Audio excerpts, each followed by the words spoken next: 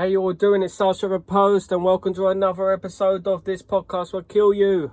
Hope you're doing well. Hope you're staying safe.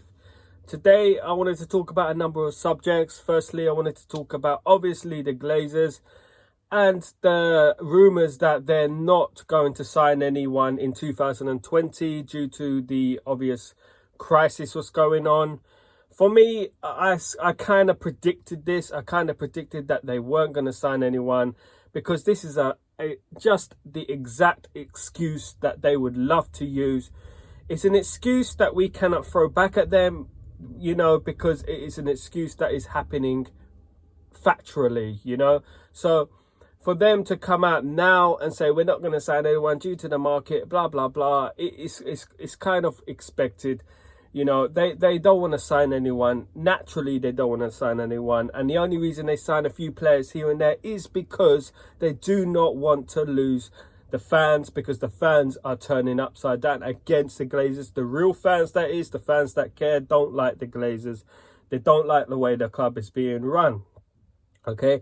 You look at the way we hustled with Bruno Fernandes, 50 million, Sporting wanted 60 million, but we were on our stance. We cost games. It cost us games against Burnley, etc. We lost points, vital points, because they were being stingy. They were haggling Sporting Lisbon. And at the end of the day, now we've proven, as it's been proven, Bruno Fernandes is a fantastic player and a player that would have given us some 20 points extra in the season. I'm not just saying that. That isn't a fact, because some of the points we've dropped points against the smaller sides like Newcastle, Burnley, Southampton, West Ham. Those are the sort of games that Bruno would have been ideal.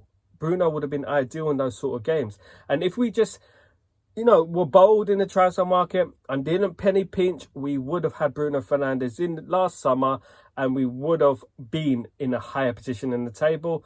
Obviously, hypothetically speaking, everyone could say speak in hindsight, but it's fairly obvious the quality that Bruno has brought to the side during these last few weeks, and those who understand football understand that Bruno Fernandes has been fantastic and probably would have been a player of the season if he started the season. I mean, the Premier League player of the season, player of the season. Fantastic buy. And this is what we need to remember. We're not far away from title challenging. I know it seems we are. 40 points is a lot of points. But I want to look at it like this. If we added, it only takes a couple of players to change a complete side. It only takes a couple of players to change the fortunes of sides, right? I don't think we're far off second. And if we come second, we can take it from there. Because we're not far off Man City. We've beaten Man City 3 times this season. We're capable of beating Man City. We've got Man City's number. I understand that Man City may have other priorities, including the Champions League, because to be elite, guess what? You have to win the Champions League. You have to win the Champions League, ladies and gentlemen. That's a new one for you. You have to win the Champions League to be elite. Yes, Arsenal, that's for you to listen to as well. Champions League, no Champions League, you're not elite. Man City are not elite. So without that Champions League title, I'm sorry, they cannot call themselves. But sorry to sway off the subject. I don't think we're far off second place. And when you're second place, you're deemed to be challenging. Okay? Now, football's all about momentum. Football's all about, a team that if you win a game and you go on a run of games, you go on 5, 6, 7, 8 games winning because of your mentality. Our mentality is weak in such that we lose games. When we lose a game, we don't lose one. We lose, then draw, then lose, draw, draw, draw. That's our problem. In the past, we would lose one, win 8 on a trot. That's the sort of form we got to get back into. That's the sort of form we got to get back into that we had back in the day. Because when you play football, football's a confidence game. Football, for strikers, they'll tell you the same. Football is confidence. Scoring goals all about confidence. And you can go 3 or 4 games on a trot scoring. You can't stop but score. It comes off your ass. It comes off your leg. It comes off your head. You keep scoring no matter what. But when you're in bad run of form and your confidence is low, you stop scoring, and you can't buy a goal, unfortunately. And that's the way football works. It's not straightforward. They're 40 points ahead of us, and that's it. We cannot catch that 40 points. We can. We just need to be more tactical. We need to buy the right players. If we bought Sancho, Werner, Koulibaly in the side and Pogba stays, you're trying to tell me that ain't a championship challenging front line and back line as well. We had Maguire and Koulibaly at the back with Shaw and Aaron Wan-Bissaka and De Gea in goal. You're trying to tell me that isn't a title challenging team. The only weakness I would spot in that team is probably Nemanja Matic and McTominay, which we need cover for. We need a world-class centre midfielder. Obviously, Fred has done really, really well. I feel like Fred has been excellent this season. He's really come into his own, but unfortunately, he's just not like, he's a brilliant player, but he just doesn't bring the ball forward enough. He doesn't get enough, power into the midfield, in my opinion. And I feel like he could play for us, but not every game. I feel like we need someone else there as well. Pogba, obviously, if he stays, I bring him in, and of course I bring a Havertz in, or someone who can, challenge them and improve them, because competition brings improvement. Just like criticism brings improvement, competition brings improvement in the side. Now, my question for today is, I was watching some games from the 1994 season. I was watching United, that great team with obviously Gary Neville, obviously Paul Parker, Paul Ince, Mark Hughes, Lee Sharp, Ryan Giggs, Eric Cantona, the King, Kanchelskis, and and Schmeichel, of course, the Great Dane. Yeah, and I was watching the game, and I'm thinking, this team would they be able to beat the current side of today, the 2019-20 team? And I was thinking about it, and football has changed so much in so many ways. You look at the way we played then. It was more fight. There was more, hustle in midfield. There's more tackles going in. And I was thinking about it, looking at the quality and looking at, our team now. And I think this team will comfortably beat the team. I think the 1994 team will comfortably beat the team of today.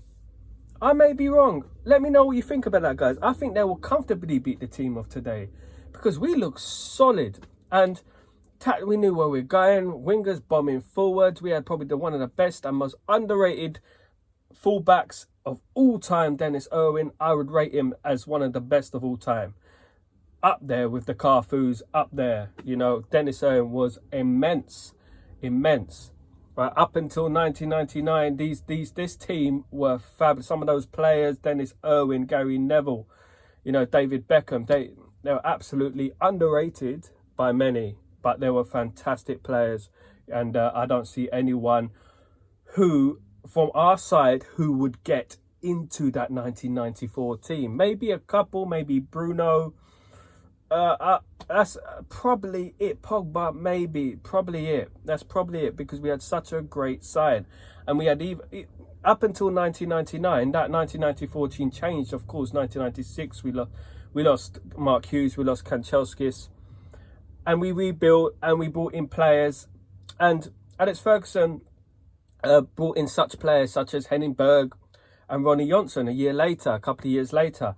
And this shows, right, the quality that was out there at that time in Europe. Ronnie Johnson is probably better than all our defenders right now. And that says a lot, because Ronnie Johnson was highly underrated.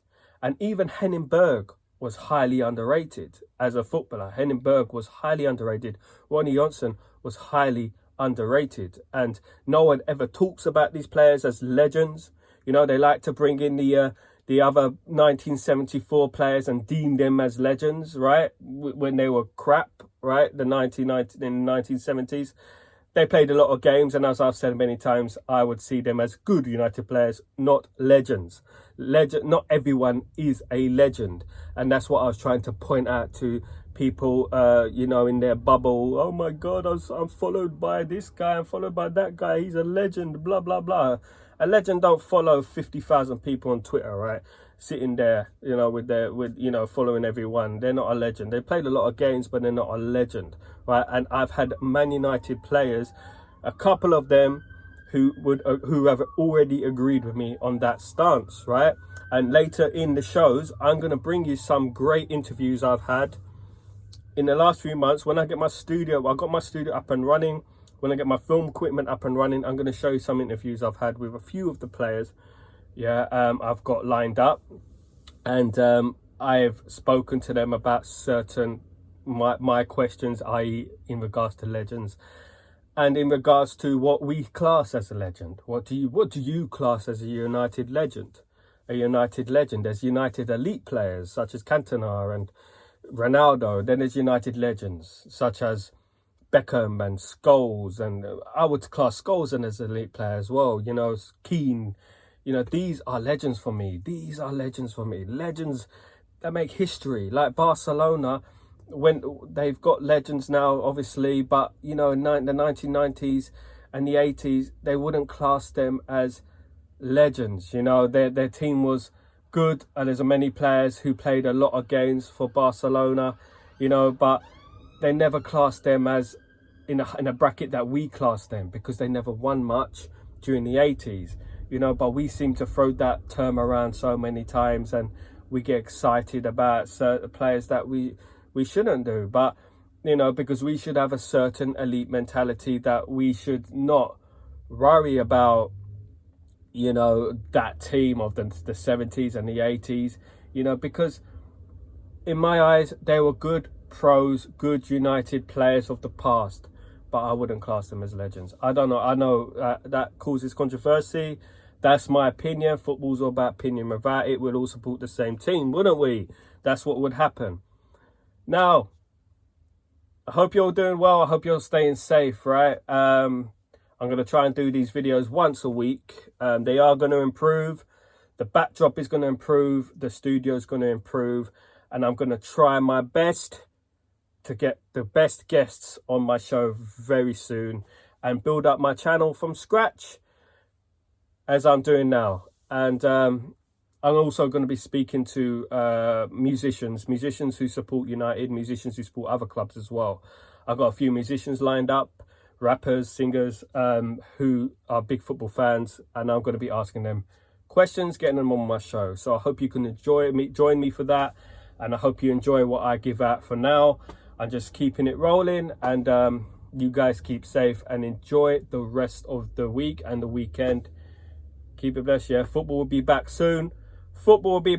Yeah. 20 players, empty stadium. Check them for the virus. They can play, man. They can play, in my opinion. They can play. Yeah, I mean, I would call many of those players. I know why Aguero gets dropped from Man City's side now. It's pretty evident that he's a bit of a coward. But listen, you all take it easy, guys. I see you on the other side, and be good, yeah. Take it easy. Peace.